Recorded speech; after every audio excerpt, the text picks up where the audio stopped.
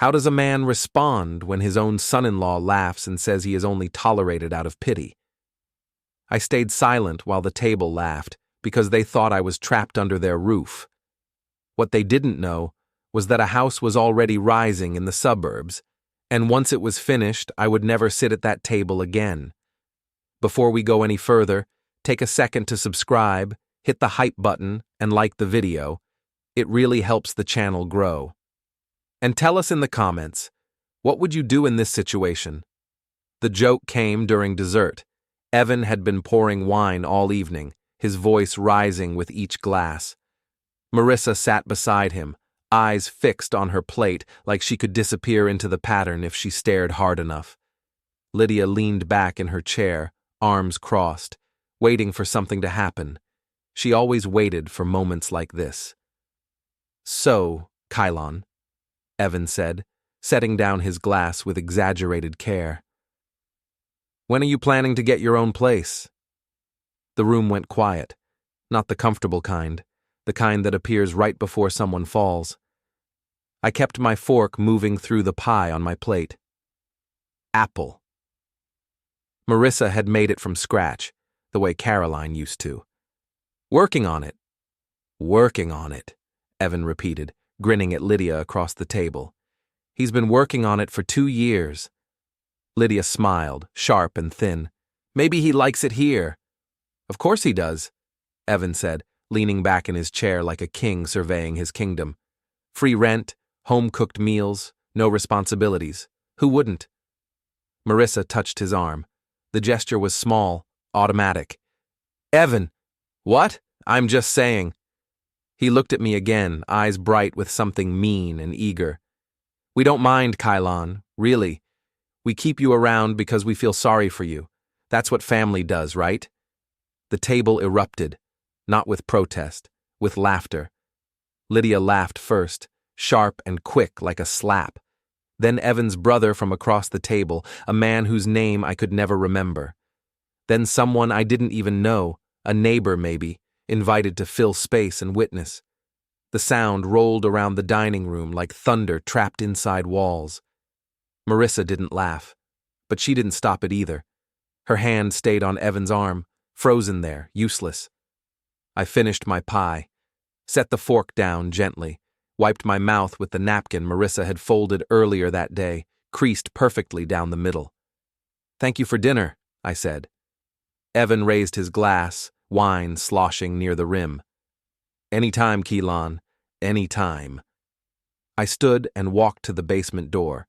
Behind me, the conversation picked up again, louder now, energized by what had just happened. Someone mentioned a movie. Someone else asked about coffee. The laughter faded into background noise, comfortable and cruel. No one asked if I was okay. The basement was cool and quiet. My bed sat in the corner, neatly made with sheets I'd bought myself. My clothes hung in a portable closet from the hardware store. A single lamp on the nightstand. A stack of books I'd read twice because there was nothing else to do down here. This was my life now. A corner in someone else's house. A joke at someone else's table. I sat on the edge of the bed and pulled out my phone. One unread message from Howard Pike, my accountant. A man I'd known for 20 years. A man who never asked questions he didn't need answered. "Timeline still on track. Let me know when you're ready." I typed back, "Soon." Upstairs, the laughter continued. Someone dropped a glass. More laughter. Evan's voice rose above it all, telling another story, playing to his audience. I turned off the lamp and lay back in the dark. 3 more months, I thought. Just 3 more months. It wasn't always like this. 2 years ago, I owned half of a thriving agricultural equipment business. Caroline, my wife, handled the books with the precision of a watchmaker. I handled the clients, the handshakes, the deals made over coffee and signed in offices that smelled like old leather and success. We had a house on 4 acres, a garden she loved more than anything except our daughter, and a life that made sense. Then Caroline got sick. It happened fast. Too fast for goodbyes that made sense or conversations that tied up loose ends. 1 month she was planting tomatoes in neat rows. humming songs I didn't recognize. The next month, she was in a hospital bed, her hand cold in mine, telling me she wasn't afraid. I was afraid enough for both of us. Marissa flew in for the service. Evan came with her, uncomfortable in his suit, checking his phone throughout like he was waiting for something important. Lydia arrived late, hugged Marissa with exaggerated emotion, and ignored me entirely. After the burial, standing in the cemetery while other people filed past with their sympathies and casseroles, Marissa suggested I come stay with them. Just until you figure things out, Dad. I sold my half of the business to my partner, a good man who'd worked beside me for 15 years. Sold the house, paid off every debt Caroline and I had ever carried, put the rest into investments Howard had been managing for years, safe and steady. Then, I moved into Evan and Marissa's basement. Temporarily, I told myself. Just temporarily. But temporary has a way of stretching when nobody's paying attention. At first, they treated me like a guest. Marissa cooked my favorite meals. Evan asked polite questions about the business, pretending to care about agriculture equipment. Lydia stopped by occasionally and pretended I existed. Then the questions started. Small ones at first, delivered with concern that felt almost real. When are you going back to work? Have you thought about dating again? Don't you get bored just sitting around all day? I built things in the workshop shed out back, bookshelves that Marissa never used, cutting boards she put in a drawer and forgot, a table for her hallway that she looked at once and said, "That's nice, Dad," before walking away. Evan started making jokes, small ones at first, testing the waters, about my age, my clothes, the way I spent my time alone. "Kilon's turning into a hermit," he'd say at dinner parties, grinning at guests who didn't know me well enough to care. People would laugh. I'd smile politely the way you're supposed to. Then the jokes got sharper, meaner, more pointed. Kilon doesn't have anywhere else to go. Kilon's living the retired life. No bills, no worries, just freeloading. We're basically running a senior home now, should start charging Medicare. Marissa would frown, a little crease appearing between her eyebrows. But she never corrected him, never said, "That's not okay," never defended me in front of the people who mattered. Lydia would join in, adding her own observations with the confidence of someone who'd never been made to feel small. "He's lucky you're so generous, Evan. Not everyone would take in a father-in-law like this. Some people would charge rent." The group chat was worse. Messages would appear at odd hours, passive-aggressive and pointed, designed to make me feel like a problem they were too polite to solve directly. "Just checking in. Any updates on your plans? Let us know if you need help finding a place. We're happy to look. We're here for you, but we also need to think about our own space eventually." I stopped responding, started spending more time in the workshop, surrounded by wood and tools and projects that didn't judge me. Woodworking became the only thing that made sense. Measuring twice, cutting once, seeing something take shape under my hands piece by piece until it was whole. One evening, a message appeared from Marissa. "Dad, we need to talk about long-term arrangements. Can we sit down this week?" I stared at the screen for a long time. The words blurred, refocused, stayed there, demanding an answer I wasn't ready to give. Then I opened a different message, one from Howard that had arrived earlier that day. "Plans are moving forward. Construction starts next month. Foundation permits approved." I smiled in the empty workshop, surrounded by sawdust and silence, and I typed back, "Good. Keep me updated." The second joke came 3 weeks later, sharper than the first. We were sitting in the backyard, Evan grilling burgers with the intensity of a man who took his cooking very seriously. Lydia was holding court about her latest promotion, a story she'd told at least twice before, but delivered like breaking news. Marissa was setting out plates, moving quietly through the space, avoiding eye contact with everyone. Evan flipped a burger and turned to me. "Kilon, you ever think about getting back into business?" I looked up from my book, old paperback, spine cracked from multiple readings. "Not particularly. Why not? You've got nothing but time. I'm content. He laughed, loud enough that the neighbors 2 yards over looked up from their own gathering. Content. That's what old people say when they've given up. Lydia smirked, sharp and satisfied. He's got a point. I'm 58, I said calmly, evenly, without emotion. Not 90. Could have fooled me, Evan said, pointing the spatula at me like a weapon. You act like you're ready for the nursing home, just sitting around, reading books, making little wooden boxes nobody wants. The neighbors laughed. Marissa's hand froze over a napkin, hovering there uselessly. Evan, she said quietly, barely audible over the crackling grill. What? I'm kidding.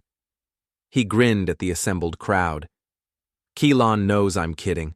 Right, Kilon. You know I love you, man. I closed my book, stood slowly, walked toward the house without answering. Behind me, Evan called out, See? No sense of humor anymore. Lost it when he got old. More laughter. I kept walking. I went to the workshop shed and locked the door behind me. Inside, the smell of sawdust and varnish wrapped around me like a shield. I ran my hand over the table I was building. Smooth and precise, every joint perfect.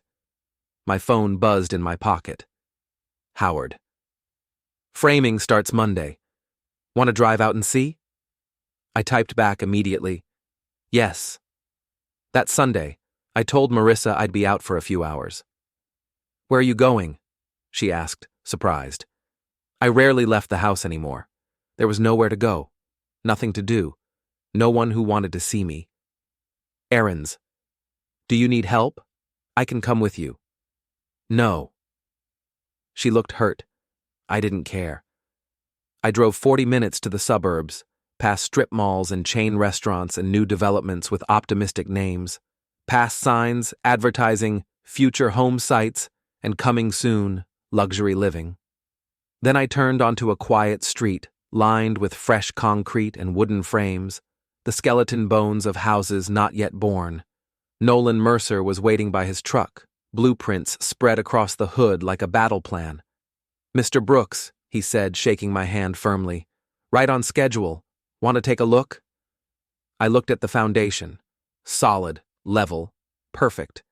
The framing rose above it, defining rooms that existed only in my imagination. How long? I asked. 3 months. Maybe less if the weather holds and the inspectors don't drag their feet. I nodded.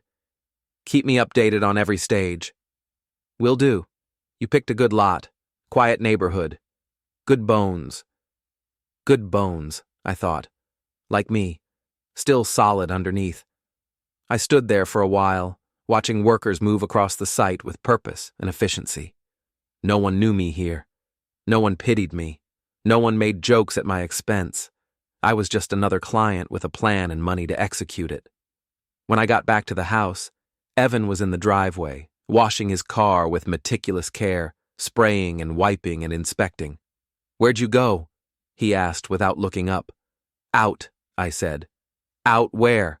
I walked past him without answering, feeling his eyes on my back. That night, Marissa knocked on my door, soft, hesitant, almost apologetic. Dad, are you okay? I'm fine. You've been distant lately, quiet. I looked at her, really looked. She was tired, caught between her husband and her father, trying to keep peace in a house that had none. I'm handling things, I said. Handling what? Everything. She hesitated, choosing words carefully. Evan didn't mean what he said earlier. Yes, he did. She flinched like I'd struck her. It's okay, I said. I understand the situation. Understand what? That I've stayed too long, that I've become a burden, that you want your house back. Her eyes filled with tears that threatened to spill. Dad, that's not... I'll be out soon. Out? Where would you go? I smiled, small and private. Somewhere. That's not an answer. It's the only one I have right now. She left, confused and worried, closing the door quietly behind her. I opened my calendar. Circled a date 3 months away in red ink, heavy and definitive. Didn't write anything next to it. Didn't need to. The date spoke for itself. The dinner invitation came exactly when I expected it, delivered through the group chat like an official summons. Family meeting this Friday. We need to talk about arrangements. I knew what that meant. Evan had decided it was time to push me out, probably at Lydia's urging, wrapped in Marissa's guilt and delivered with fake concern about what's best for everyone. I accepted the invitation, typed, "I'll be there." Said nothing else. That week, I met with Howard in his small office, cluttered with filing cabinets and tax documents and photographs of his grandchildren. He'd been handling my money since before Caroline got sick. Quiet, thorough, unshakable. "Everything's in place," he said, sliding a thick folder across the desk. "Passive income from the business sale is steady. Market value appreciated significantly. Investments are performing above projections. No debt, no liens. You're completely independent financially." "And the house?" "Paid in full. Cash transaction. Titles in your name. Scheduled to close in 6 weeks pending final inspection." I nodded slowly, absorbing the reality. "Thank you, Howard." He leaned back in his chair, studying me with the careful eyes of someone who'd seen a lot of lives from the inside. "They don't know, do they?" "No. Why not tell them?" "Because they assumed I had nothing, and I let them." He almost smiled. Almost. "You're a patient man, Kilon. I'm a tired man. There's a difference." He tapped the folder with one finger. "This is everything you need. Bank statements, investment summaries, ownership documents, property deed. Keep it somewhere safe." I took the folder and left, driving through afternoon traffic with the weight of my future sitting on the passenger seat.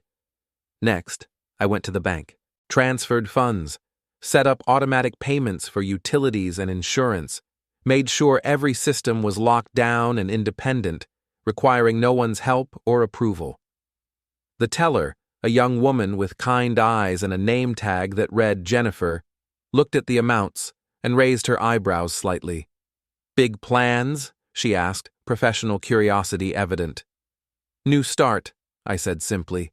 "Good for you. Everyone deserves a fresh beginning." I drove past the construction site on the way home. The walls were up now, solid and real. Windows framed but not yet installed, roof taking shape against the sky. Nolan waved from the driveway. I waved back, feeling something close to hope. Evan didn't notice when I got home. He was too busy in the living room with Lydia, laughing about someone they worked with, tearing them apart with casual cruelty. Marissa was in the kitchen, chopping vegetables with the intense focus of someone trying not to think about anything else. "Need help?" I asked from the doorway. She jumped, knife clattering against the cutting board. "Oh, no, I'm fine, thank you." "Okay." I went downstairs to the basement, started packing systematically, one box with essentials, clothes I'd need, documents I couldn't replace, a photo of Caroline from our wedding day, her smile bright and certain. The rest could stay or go. Didn't matter anymore. That night, Evan knocked on my door. Didn't wait for permission before opening it, like he owned every space in the house. "Kilon, about Friday." "I'll be there," I said without looking up. He blinked, surprised by my calmness. "Okay, good. We just want to talk. Figure out what's best for everyone involved." "I understand." Great. He lingered in the doorway, shifting his weight. "You're not mad, are you?" "No." "Good. Because this isn't personal. It's just time. We need our space back." "I know." He left looking relieved, practically bouncing up the stairs. I pulled out my phone, opened the calendar. The red circle stared back at me like a target. 6 weeks. I could wait 6 weeks. I'd waited this long. The days before the dinner passed in careful silence. I stopped attending family events. Didn't explain why. Just stopped showing up. Evan's birthday party, Lydia's promotion celebration, Sunday brunch with the neighbors. Evan noticed first. Where were you Sunday? We had people over. They asked about you. Busy, I said.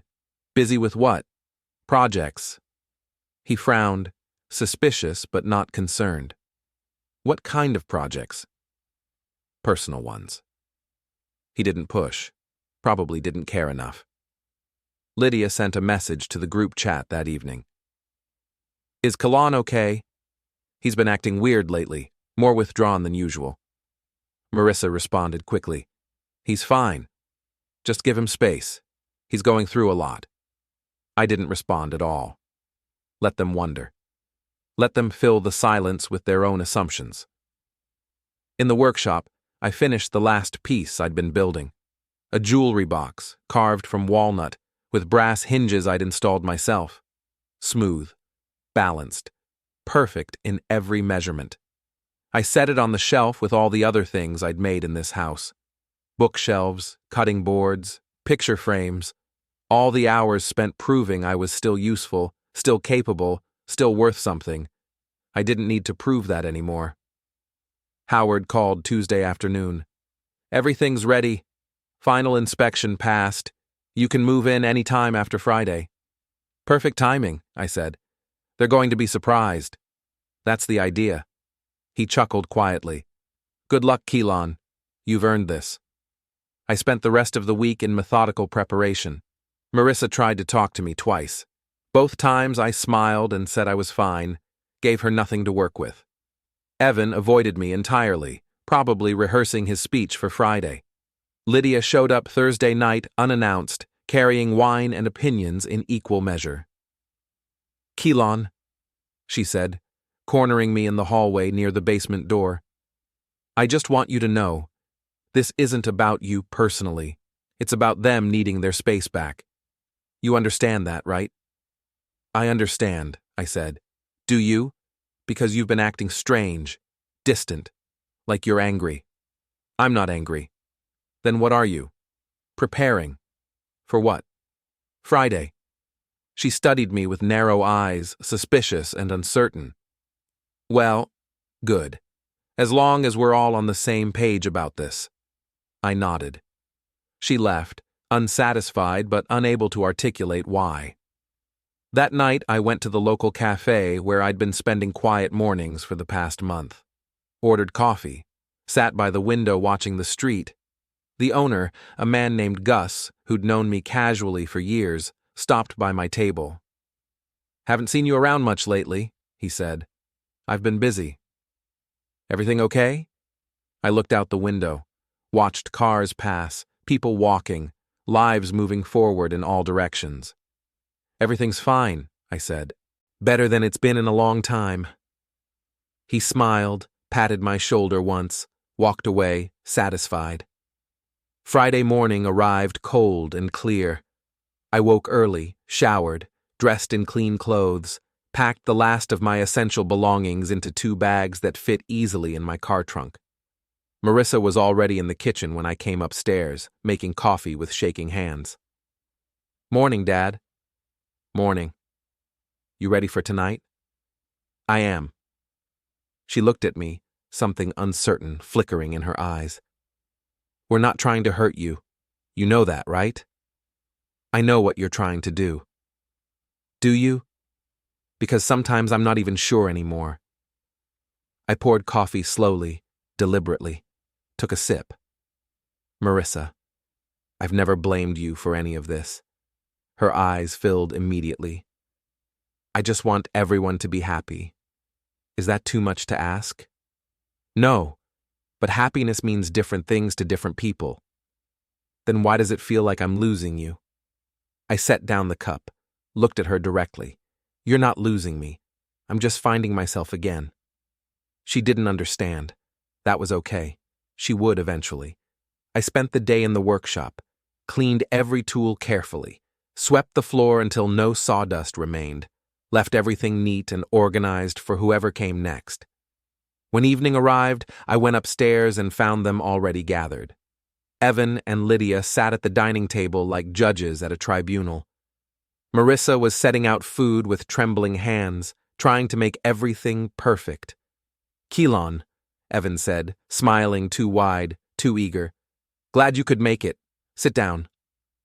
I sat. Lydia poured wine into glasses I hadn't asked for. Let's eat first. Then we'll talk. We ate in heavy silence, punctuated only by the sound of silverware against plates. And I waited, knowing what came next, ready for everything. Evan started talking before dessert arrived, unable to contain himself any longer.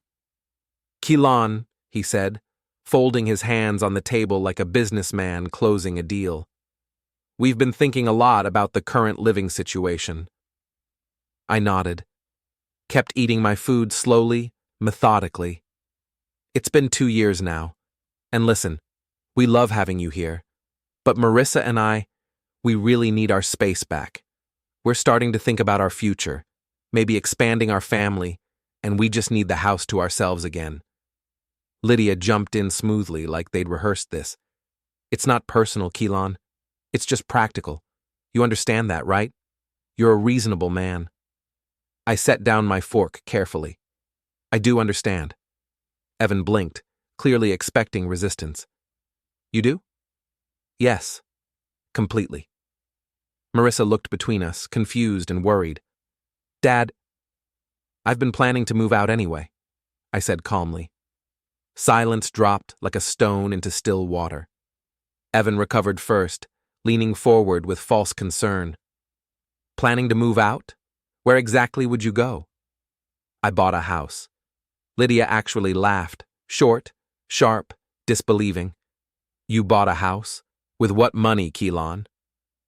I looked at her steadily. Didn't answer immediately. Let the question hang there. Evan's expression shifted from confusion to something harder. Kilon, if you're in debt, if you did something foolish, I'm not in debt. Then how could you possibly afford? I sold the business, sold my house, invested the money wisely with Howard's help. I pulled out my phone with deliberate slowness, opened the photo gallery, turned the screen toward them. The house filled the display. Finished. Real. Windows reflecting afternoon sun, fresh paint, paved driveway, landscaping already started. Marissa's hand went to her mouth, eyes widening. Evan stared at the screen like it might disappear if he blinked. When did you? Construction started 3 months ago. It finished last week. Final inspection passed Tuesday.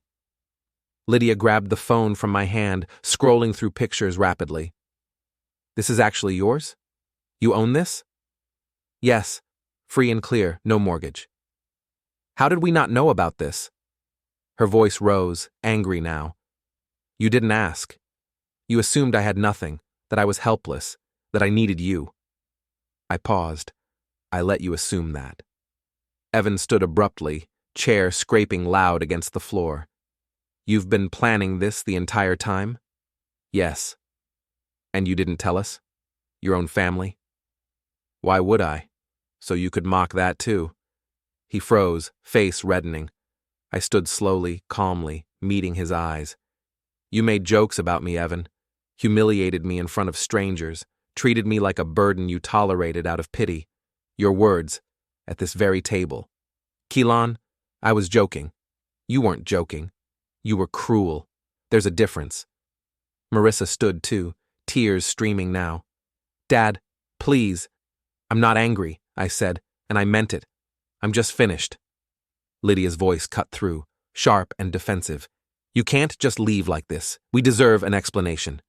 You have one. I bought a house. I'm moving out. That's what you wanted. Not like this, Marissa whispered, voice breaking. How then? I asked quietly, genuinely curious. How did you want it to happen? With me begging? Broken? Grateful for whatever scraps of dignity you decided to leave me?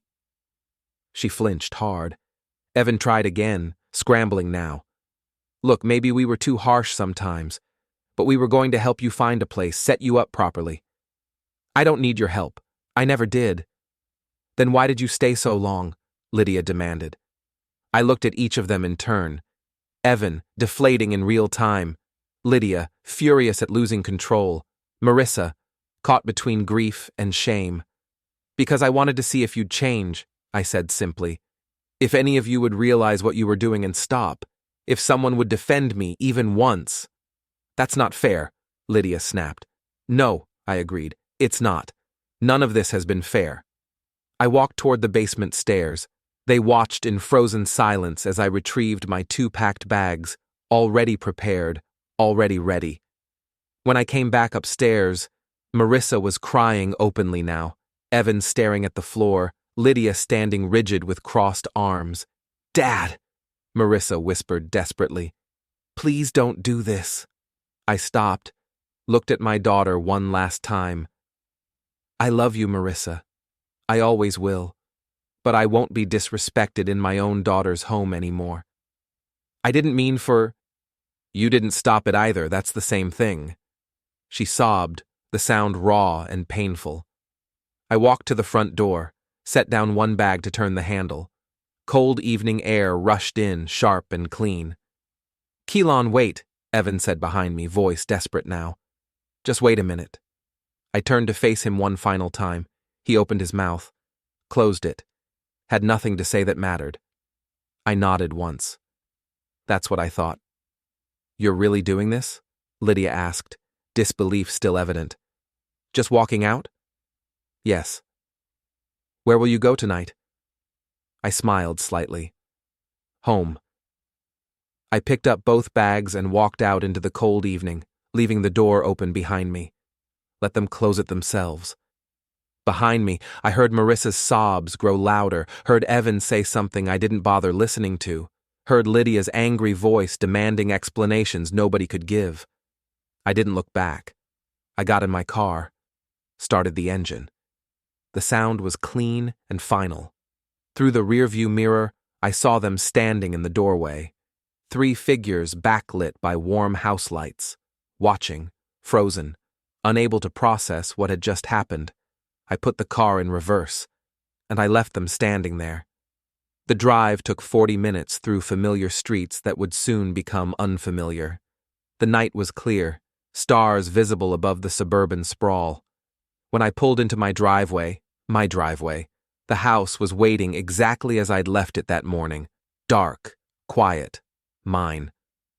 I unlocked the front door, stepped inside. The smell of fresh paint and new wood wrapped around me like welcome. I walked through empty rooms that echoed with possibility, turned on lights that I'd paid for, stood in a kitchen that nobody else had cooked in. My phone started buzzing immediately. Calls, messages, demands for conversation I had no interest in having. I turned it off completely, set my bags down in the bedroom, sat on the floor because I hadn't bought bedroom furniture yet, leaned against the wall that belonged to me, and for the first time in 2 years, I felt the weight lift. Not because I'd won something, but because I was finally free. Morning arrived soft and golden through bare windows that had never known curtains. I woke on the floor, back stiff but mind completely clear. For the first time in 2 years, I woke without wondering whose mood I'd have to navigate, whose joke I'd have to endure, whose pity I'd have to accept with gracious silence. The house was utterly quiet. Just mine. Just me.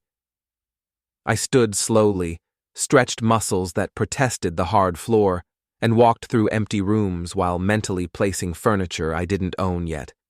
Kitchen table here, by the window where morning light pooled. Reading chair there, angled toward the backyard. Bookshelf against that wall, finally holding all the books I'd left in storage. My phone showed 32 missed calls when I turned it back on. 15 from Marissa, 8 from Evan, 6 from Lydia, 3 from numbers I didn't recognize.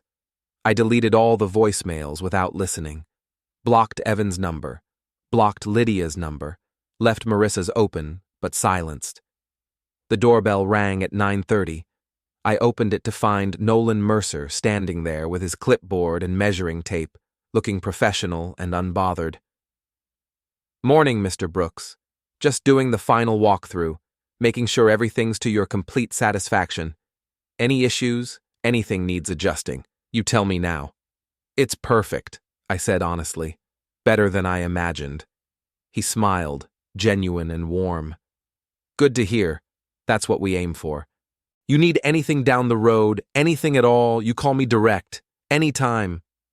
I appreciate that. He left, truck rumbling down the quiet street. I stood in the doorway watching the neighborhood come alive. A jogger passed, headphones in, focused on distance. A dog barked somewhere, happy and purposeless. A mother walked two small children to the corner, their voices high and excited. Normal life, unremarkable life, beautiful life. My phone rang. Marissa. I stared at her name for 3 rings before answering. Hello? Dad. Her voice was wrecked, raw from crying. Please, we need to talk about this. About what? About last night, about everything. You can't just walk away from your family. I didn't walk away from family. I walked away from disrespect. We made mistakes, okay? I know that. But you can't just disappear on us. I haven't disappeared. I moved out, exactly like you wanted. Not like this. Not without telling us, not without... Without what, Marissa? Without giving you time to talk me out of it? Without letting you convince me I was overreacting? Silence stretched between us like distance. I need time, she finally whispered. Take all the time you need. Are you angry with me? I considered the question honestly. No, I'm disappointed, but not angry. What's the difference? Anger fades. Disappointment stays until something changes. She started crying again, soft sounds that used to move me immediately. I'm so sorry, Dad. I know you are. Do you forgive me?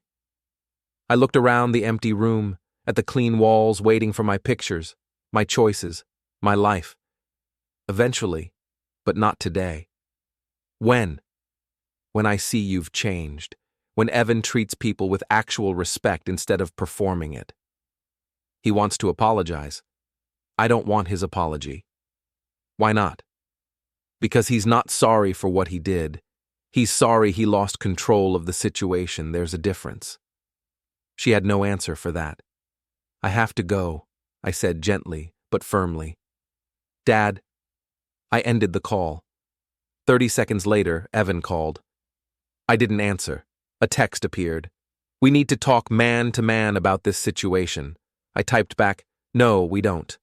Another text, angrier. You're being childish and manipulative. I blocked the number without responding. Lydia called next. I blocked her immediately. Then I put the phone on silent and went for a walk through my new neighborhood.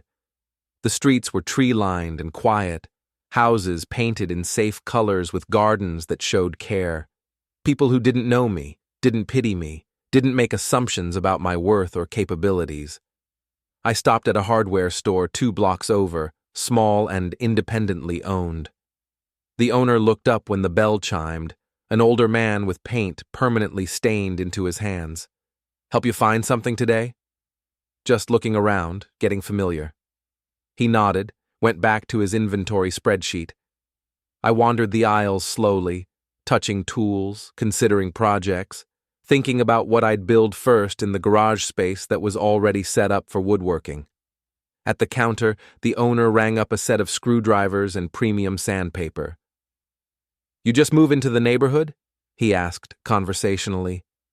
Yesterday, actually. Well, welcome. Good area. Quiet people. You do woodworking? I do. He smiled broadly. Excellent. We need more craftsmen around here. Everything's mass-produced garbage now. Nice to meet someone who cares about real quality. I paid, left feeling lighter than I had in months. Back at the house, I spent the afternoon measuring spaces carefully, planning projects, sketching ideas on paper I'd brought from the old workshop. Nobody called, nobody knocked. I was completely alone, and it felt like breathing after 2 years underwater. Furniture arrived Tuesday morning in a large truck marked with cheerful delivery company logos. Basic, essential pieces I'd ordered online. A bed, a kitchen table, 4 chairs, a reading chair for the living room, a desk for the spare bedroom I'd use as an office. The delivery men were efficient and friendly, hauling everything inside with practiced ease. Need help assembling all this? one asked, a young guy with kind eyes. I've got it. Thank you, though. They left with waves and wishes for good luck in the new place. I assembled everything myself throughout the day, slowly, methodically, following instructions that actually made sense, enjoying the simple clarity of tasks with defined beginnings and endings. By evening, the house looked lived in, not full, not cluttered, but real, functional, mine. I made dinner in my own kitchen, pasta with vegetables, nothing fancy. Ate at my own table while reading a book I'd started 3 times at Evan's house and never finished because of constant interruptions. Washed my own dishes in my own sink, dried them with towels I'd bought myself, put them in cabinets I'd chosen. Every single action felt deliberate, chosen, meaningful. My phone buzzed. Howard. How's the new place treating you? It's perfect, quiet, exactly what I needed. He laughed warmly. That's what you paid for. They reach out yet? Marissa has, multiple times. And? I'm not ready to engage fully, need distance first. That's healthy, Kilon. Don't let anyone guilt you into reconciling before you're ready. You've earned the right to set boundaries. We talked for a while about investments performing well, about property taxes already set up on automatic payment, about market projections for the next quarter. Easy conversation between 2 men who understood the value of planning ahead. After we hung up, I sat by the living room window watching the sun set. Orange and pink light spilled across the hardwood floor I'd chosen. The room glowed warm and golden. I thought about Caroline, about what she'd say if she could see this moment. She'd probably laugh that particular laugh of hers, the one that meant she was proud but wouldn't say it directly. She'd tell me I was stubborn as an old mule. She'd ask why it took me so long to stand up for myself. But she'd also understand completely. Caroline never tolerated disrespect from anyone. Not from business partners, not from difficult clients, not from family who thought proximity meant permission to wound. You're worth more than they see, Kilon, she used to say, usually late at night when I'd come home frustrated from difficult negotiations. Don't you forget that. Don't you ever forget that. I hadn't forgotten. I'd just stopped arguing about it. That night, I slept in my own bed for the first time in 2 years. No basement, no temporary borrowed space, no feeling like a guest who'd overstayed welcome. Just mine. And I slept deeper and better than I had in months, maybe years. Marissa showed up Thursday afternoon unannounced, her car pulling into my driveway while I was in the garage organizing tools. I didn't go out to meet her. Let her knock. Let her wait. She knocked 3 times before I opened the door. She looked absolutely terrible. Eyes swollen and red from crying, hair pulled back messily, clothes that looked slept in, face pale and drawn. Hi, Dad. Marissa, can I come in? I stepped aside silently. She walked through the house slowly, taking in everything. The furniture arranged just so, the books already on shelves, the kitchen clean and organized, the quiet order of a life being rebuilt deliberately. It's really nice, she said quietly, voice small. You did all this yourself? Yes. When did you start planning it? Months ago, while you all assumed I was doing nothing. She nodded, accepting the gentle rebuke. Didn't sit down, just stood in the middle of the living room looking lost. I've been thinking constantly about what you said, she began carefully. About me not stopping Evan. About enabling the disrespect. I waited, saying nothing. You're right. I should have said something. I should have told him it wasn't okay, that he couldn't treat you that way. Tears started falling, silent and steady. I just didn't know how. He gets so angry when I contradict him. And? I asked simply. She looked at me, genuinely confused. And what? Marissa, you're his wife, his equal partner, not his subordinate. If he can't handle being corrected when he's wrong, that's his character flaw, not your responsibility to manage. But it causes so much conflict. So you let him cause conflict with me instead. You sacrificed my dignity to avoid his anger. She flinched hard, like I'd struck her physically. I didn't mean to. I swear I didn't mean to hurt you. I know, but impact matters more than intention. I'm so sorry, Dad. I'm so incredibly sorry. I know you are. Do you hate me now? No. I could never hate you. Then why won't you answer my calls? Why do you feel so far away? I sighed, sat down in my reading chair, gestured for her to sit on the couch. She did, perching on the edge like she might need to run. Because I need space right now, I said honestly. I need time to rebuild myself without worrying about managing anyone else's emotions or expectations. That's what we did to you, isn't it? Made you manage our emotions instead of your own. Yes. She covered her face with her hands, shoulders shaking. I'm a terrible daughter. You're a daughter who made mistakes. There's a difference. What do you want from me? From us? I thought carefully before answering. Respect. Real respect, not performed respect. Honesty, even when it's uncomfortable. And distance for now, until I'm ready to rebuild on different terms. And with Evan? I want nothing from Evan. He can apologize if it makes him feel better, but I don't need it. He does feel terrible, you know. He keeps saying he didn't realize how it sounded, how it felt. That's exactly the problem, Marissa. He didn't consider how it felt. Didn't think about impact, only about getting laughs from an audience. She had no argument. She knew it was true. What happens now? She asked quietly. You go home. I stay here. We give each other space. Eventually, maybe we talk again. Maybe we rebuild something different. And if we can't, then we can't. And that will hurt. But it won't destroy me. Not anymore. She stood slowly, like moving through water. Looked around the house one more time with red, swollen eyes. I really am proud of you, Dad, for doing this, for standing up for yourself. I almost laughed at the irony. Now you're proud. She left quietly after that. No dramatic exit, no slammed doors. Just left.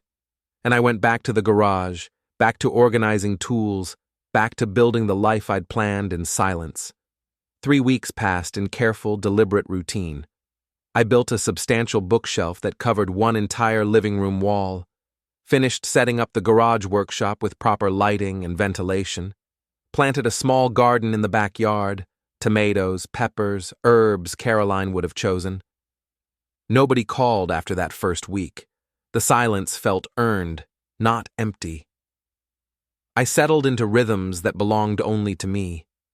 Coffee at dawn, woodworking in the afternoon, walks through the neighborhood at dusk. One Saturday morning, I was at the cafe when Evan walked in. He saw me immediately, stopped completely, stood frozen by the door. I nodded once, kept drinking my coffee. He approached slowly, all his usual confidence stripped away. Kilon. Evan. Can I sit down?